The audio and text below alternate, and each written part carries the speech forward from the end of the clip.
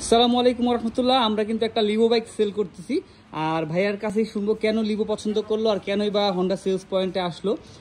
ভাইয়া আসসালামু আলাইকুম, কেমন আছেন? ভাইয়ার নামটা একটু পরিচয় দিবেন। আসিফ ইকবাল। ভাইয়া পড়াশোনা করতেছেন কোথায়? উত্তরা ইউনিভার্সিটি। মোটামুটি আপাতত বাসা থেকে ইউনিভার্সিটিতে যাওয়ার জন্য এই বাইকটা পছন্দ করছেন, এই তো?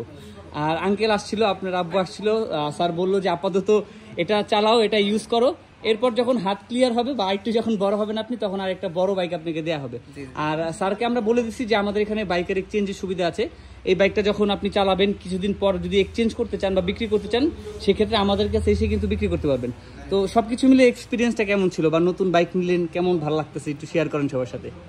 এক্সপেরিয়েন্স অনেক ভালো, আপনাদের ব্যবহার আছে অনেক ভালো।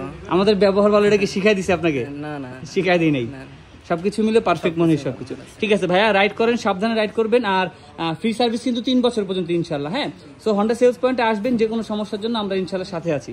আসসালামু আলাইকুম, ভালো থাকবেন।